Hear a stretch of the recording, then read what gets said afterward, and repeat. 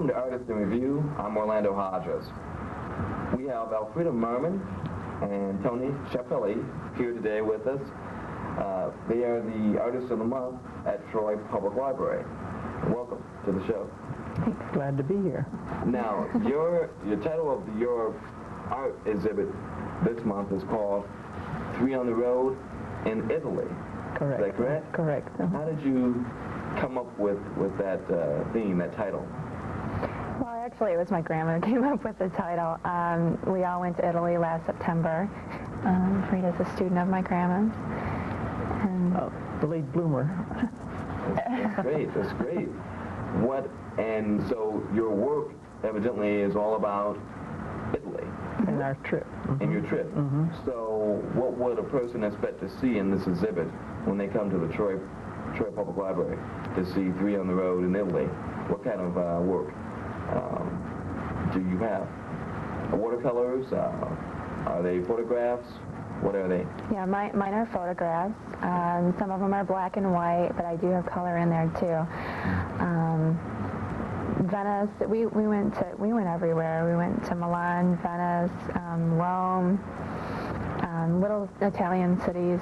It was a lot of fun. Stayed in Modena, Pavarotti's hometown, Yeah. with relatives of Joe Yeah, Chiapelli. that's where my relatives are. Oh, really? And then we toured all through Italy, and Toni drove. was that. Toni why was the I came. chauffeur. So we had a great time. And what you decided to photograph and paint was what type of images did you capture of Italy? You want to speak? No, you go. No.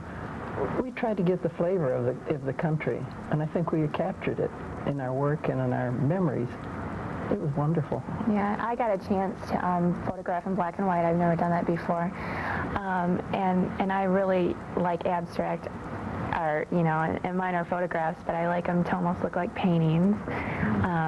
This one is a water reflection, and Okay.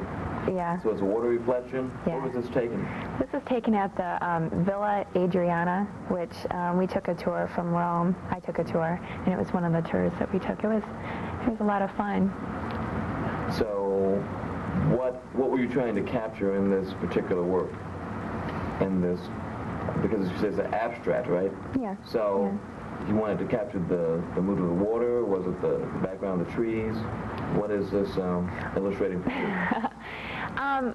To me, it's a real scene. It looks like something you could view almost with your eye, but yet if you look really closely, you can see the water ripples in it, and just gives it a little surreal look, or I don't know. It looks beautiful. Thanks. What about the one behind you, Alfreda? It's a street scene in Lago Maggiore, and it seems to be typical of Italy in the smaller towns. So you were standing at a window when you painted this? No, we were in the street and taking photographs all over. So you did you redo this work from the photograph? Or Yes. did you... I did it from the photograph, but I added some things that weren't in it. I see. And so, is this watercolor? Or It's watercolor. Most of our paintings are watercolor. I see. I think all of them are. Your grandmother's are. Yeah. Mine are. They're all watercolor. Okay. And the one behind me? That's Joe's. And it's a okay. watercolor, too. Oh, where was this done? I'm not sure. Okay, we'll ask Joe Yes. when she gets here. So, basically, your work captured My feeling about it. And what feelings were you trying to illustrate for someone like me who hasn't been? Or maybe someone who has been and I'm not sure. I was just doing what I felt about Italy and the trip, which I enjoyed enormously. Was this your first trip to Italy? First trip out of the country. It was wonderful.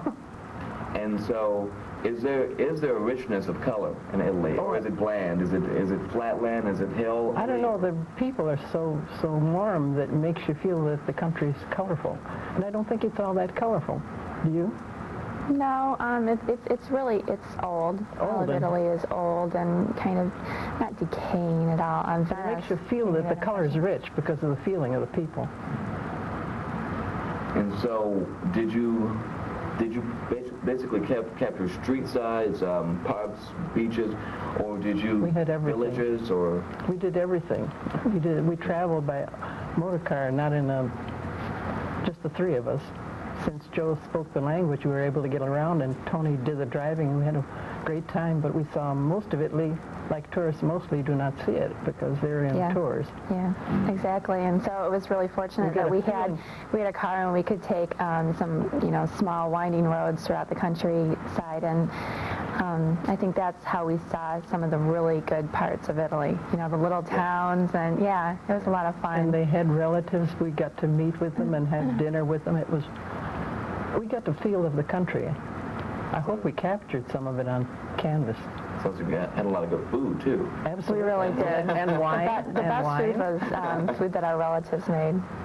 This is good. Yeah. So actually, did you take photographs of your family and also put those into artwork, or no? One of my photographs is of a little old lady who is a distant relative of mine. Her name is Letizia, and she's about 90 years old. And usually I don't photograph people, but she had a lot of character. She had lots of wrinkles, and she had the little hair bonnet thing, and she was definitely Italian, and I wanted to show that.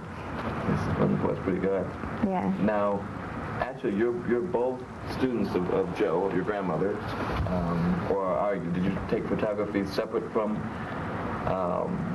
your grandmother's training? Yeah. When I was younger, I remember I used to go to my grandma's classes. My grandma's a teacher, and retired now. And I'd experiment with watercolors and things like that. But photography, I kind of just discovered recently, probably within the last year or two, and I took a class at Wayne State. And I had a really creative teacher who let us just play and experiment and express ourselves, and ever since then I had a really good impression of it, and I think I found my match. And then you moved to Oregon, is it? Yeah. To do more photography there. I hope so. It's a really scenic area, and there's so much to see and do there that I know I'm going to have great photographs from it. Now, Frida, you're studying with Joe. Joe is a teacher of yours. Yes, I've studied for 6 years with her. Wow. And you're also a member of the South Oakland Art Association. Correct. And you've won numerous awards and a couple art shows, is it? Yes. Local art shows. Hello. And so, basically, what are you hoping to do with your work now? Besides exhibit it, of course. Just enjoy doing it. That's why I do it. At this late age, it's hard to predict what's going to happen ahead. So you plan on expanding your collection by traveling, or to do more local? Both. Okay. Yeah. So when you do one of your watercolors, one of your paintings, what is it that you look for? What captures your heart or your imagination to do it?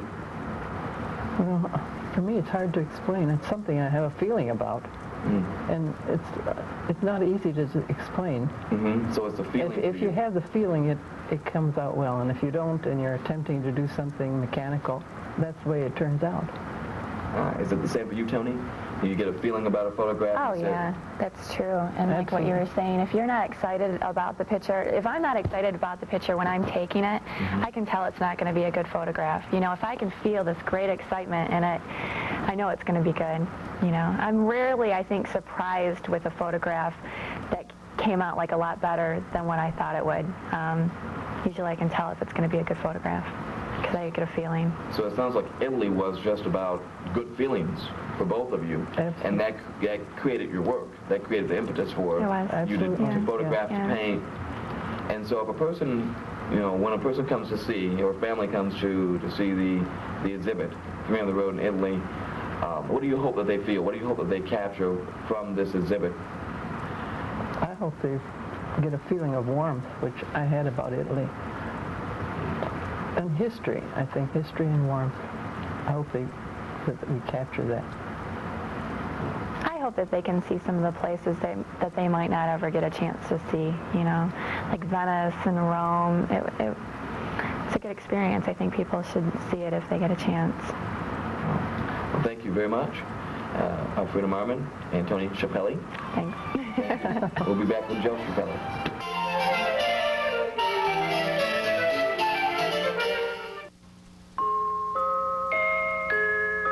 Here's one time it doesn't matter who your neighbor is.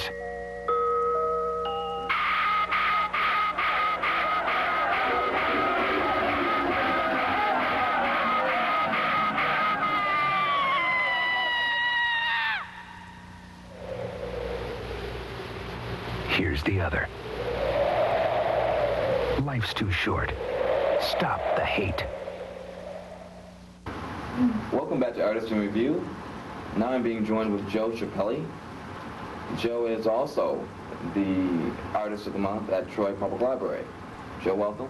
Thank you. Thank you for having us. Now, Joe, you have been an instructor for how many years? About 17 years in Troy Adult Education. And there have been a number of artists who've exhibited their work at Troy Public Library and throughout the state and the region and the country who have been students of yours. And a lot of artists have been guests here on Artist in Review. Yes. As an instructor, how does that make you feel? Does that have an impression upon you as a teacher and as an artist? I'm very proud of them, especially when they win awards. Sometimes they win more than I do. And as an artist, does that make you any more competitive, or does it make you less competitive? How does that? Oh, I try to be a little competitive, but I don't want to go above my students. I like to give them a chance to get some awards, and it makes me feel good. I know I'm doing a good job teaching them. Now, Elfrida Merman, who's also displaying her art, is a student of yours. She was. I'm not teaching her. Retired now. Yes. A former student of yours.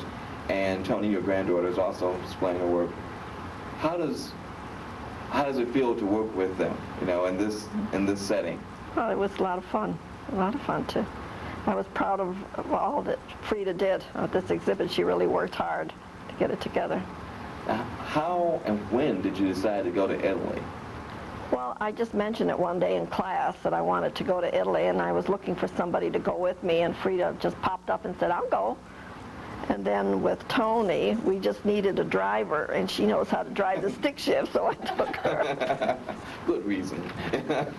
We wanted to kind of explore the little towns instead of going just to the big towns, where all the ones that are well known. We wanted to see the country itself in the little off-the-way places.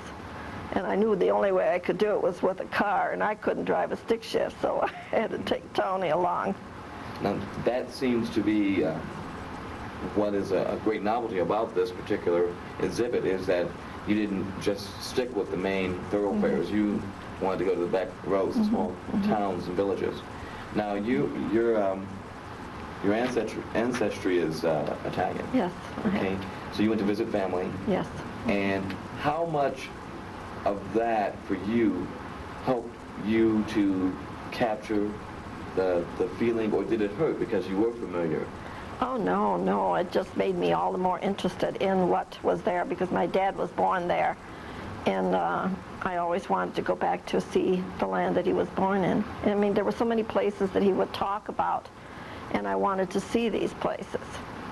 And so we got a chance to see them, because this was my third trip, so I've seen a lot of them before, too. But there were still more places that I wanted to see that I heard about. My grandmother used to talk about these places, and so decided I wanted to travel around and visit them. Now, by this being your third trip, how was it different in your artwork? Did you capture something different in this set of work, in this exhibit, than you did before? No, it's basically the scenery that a lot of people probably would not see if they went to Italy. Because like I say, when you go on a tour, you just see the most important parts, like Rome and Florence, and you don't really get to see what the country looks like inside the cities. What about the technique? What technique did you use for this exhibit? Well, I just kept with the watercolor right now. I've got some oils that I did for my last exhibit, but I didn't want to put them in the show again. But I didn't do any more oils. It's a little quicker medium, and when you're pressed for time for an exhibit, you kind of go with the fastest one you can do it. Now, Joe, did you do the work while you were there? Or? No, I did sketches and I took photographs. Okay. So I worked from those. And so when you got back home, you worked from those. How long were you actually there? 17 days only. And how many towns or villages or places do you think roughly that you... Oh, I don't know. We just went through so many. I couldn't tell you. Was there any place in particular that stood out in your mind that you captured in one of your pieces? Yes, I liked Venice the best, and Lago Maggiore, where we were. That's a lake up north near the Swiss border. It's a very beautiful lake. That impressed me a lot. What feelings do you think you captured in those particular... Well, I just think I tried to capture the beauty of it, and the warmth, the color of the flowers. That's what struck me all the time, the flowers, because all the balconies always have loads of flowers on their balconies, and little courtyard gardens and things like that are so pretty. Now, there's something special about this exhibit for you. It's dedicated to a memory of a Yes, friend. Luella Barone. And we met her in Italy, and she was instrumental in helping me. Every time we went to Italy, she would give me contacts, people to see, places to go. She would give me references, and we met her while we were there in Italy. She was in Bassano del Grappa with her husband, and she took us around the town and showed us off the town, which was really nice. It was nice meeting her. She was a very personable person, and just really liked to show her heritage. And it was important to her, and it became important to me too. So you met her and her husband while you were there? Yes. And then you realized that you were both in the States? Oh, no, I knew that she was going there, I so see. she told me to come and visit her. I see. Okay. Now, did she live in Troy, or? She did live in Troy, yes. She's deceased now. And she was a member of the Italians? She was the founder of the Italian Study Group. Okay. And so she recently passed, and that's why you are dedicating this to her memory. With the work that you have, do you think you're going to do something different in terms of when you go back to Italy, or you're going to see some different villages, or? Yes, I still want to see a lot more. There's so many interesting places to see in Italy. It's a really ancient country, dating back to the Romans and everything, and it's very interesting. We can expect to see more of your work then. If I go back. Once you come back from Italy. Next time I'll be willing to go with you too. Thank you for joining us. We'll leave you with a montage of artwork by Joe, Alfreda, and Toni.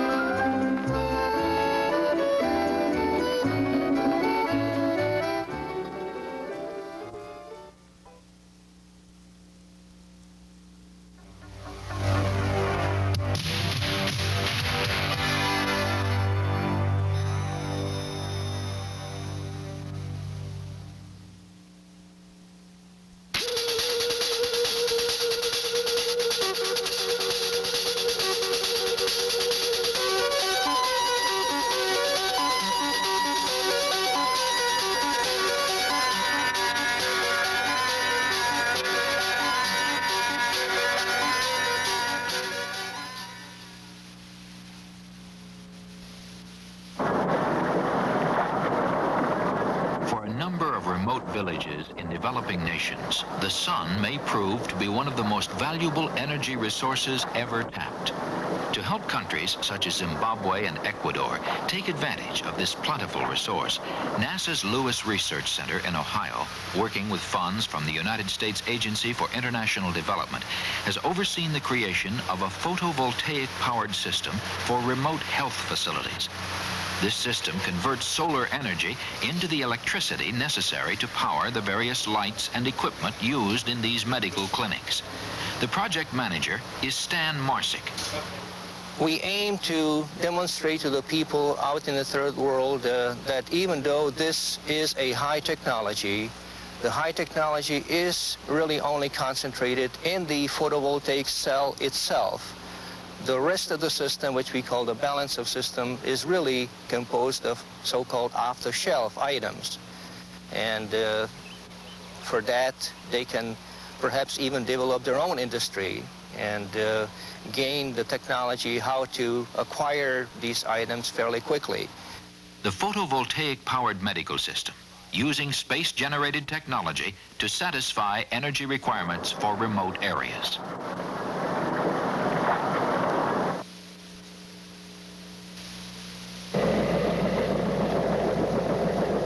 For years, commercial helicopter pilots have faced the difficult task of reaching seemingly tiny oil rigs in a vast expanse of ocean. To help take the guesswork out of helicopter to oil rig flights, NASA's Ames Research Center in California is developing a computerized radar system. Called the Offshore Radar Computer, it's an effort to capitalize on navigational information provided by conventional weather radar. Using a highly efficient microprocessor, the system interprets standard weather radar displays to supply pilots with valuable en route and approach data, such things as time to destination, range, and ground speed. Aerospace engineer Dave Anderson explains. The system basically then is a computer which is an add-on to a commercial weather radar, which automatically does many of the workload items that the pilot would normally do while flying an instrument approach to an offshore oil rig. This device will essentially allow them to spend more of their time on concentrating on flying the airplane and less time on interpreting what the radar picture is telling them. To operate the system, the pilot first designates the target rig by overlaying it with a computer-generated symbol and depressing certain control panel switches. The computer then automatically tracks the rig. Presently, the system is still in the experimental stage. Again, Dave Anderson. Basically, what the research program we're conducting now is essentially flight testing this system to determine how well it tracks the radar target over the water. We will fly the helicopter offshore and locate a suitable radar target over water, which is normally a large ship. And that simulates basically an oil rig, which we don't have any in the location here. And what we have is an HP 9845 computer on board, which is collecting all the data from the radar, which we use for later evaluation as to the performance of the auto-tracking capability. The offshore radar computer, building on today's technology to improve helicopter to oil rig flights in the future.